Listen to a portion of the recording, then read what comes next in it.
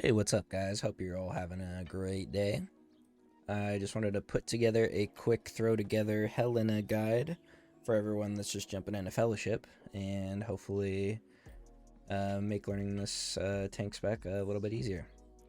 So let's kind of jump straight into like rotations here. So in the beginning, in the early phases before you unlock more spells and stuff like that, you're mainly just going to be building up combo points with your measured strike and power strike, and you're going to be spending with shield slam. Pretty short into your journey, you're going to unlock sweeping strikes, and you should still focus on spending with shield slam, but you also are going to want to keep up your bleeds through sweeping strikes.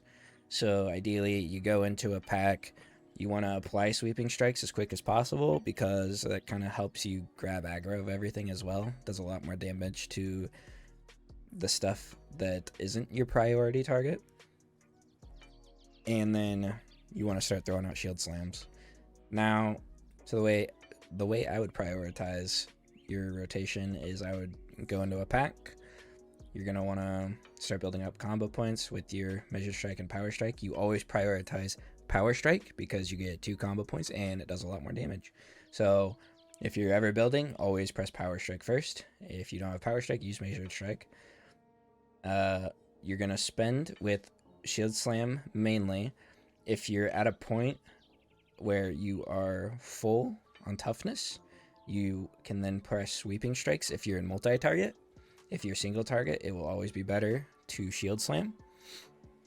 I don't know for sure, but I would recommend sweeping strikes at like 4 or more targets mainly, as long as you're keeping some toughness up. If you're anything less than 4 targets, just go with shield slam.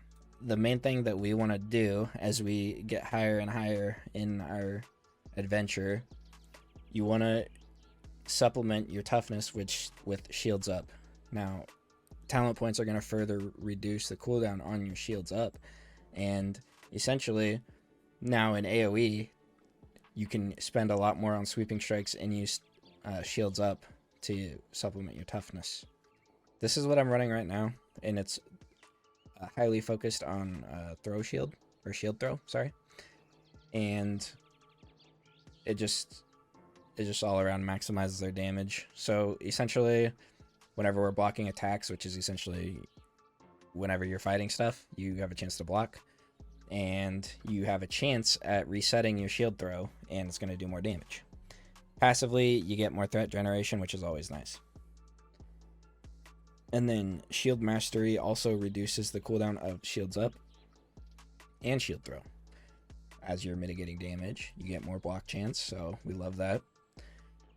Now, these other 2 points I have, I wasn't really sure where to put them. You can't really justify putting them in these because they're not too impactful. So I just threw them here. If I had a 3rd point, I think second wind would be better for the 10% passive magic damage, and then you just get 20% extra main stat in random spots, which is always good. But I think that's my plan once I unlock another talent point, is to drop sword and board and go a second wind. As you're getting talent points, I would prioritize the best defense first, then skullcracker, and then shield mastery. And then you can throw other points wherever you want as you get them. I would go with second wind mainly. Gleaming shield is probably going to be better than sword and board, but obviously you won't have enough points to do that right away. But that's what I would do with your talents. Haste is going to be the biggest thing, more shield slams and more combo points, etc. And then I think expertise is going to benefit us more, although we could go for spirit as well. I think crit is going to be our worst stat. The way I'm going to be gearing my character is focus on haste, then expertise, and then spirit.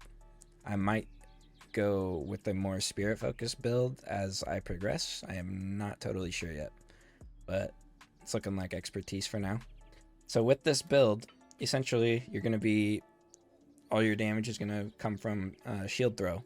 So you want to be shield throwing whenever possible. If you're going into a pack, you just want to keep your shield throw on cooldown since it's your highest damaging ability with the talents we're taking.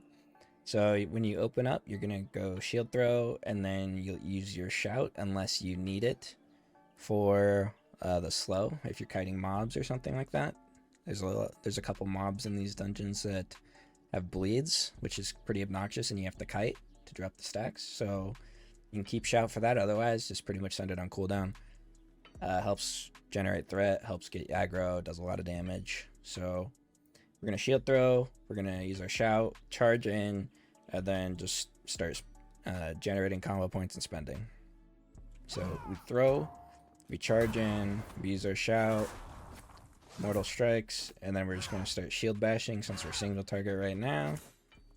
This is essentially what our rotation is gonna look like.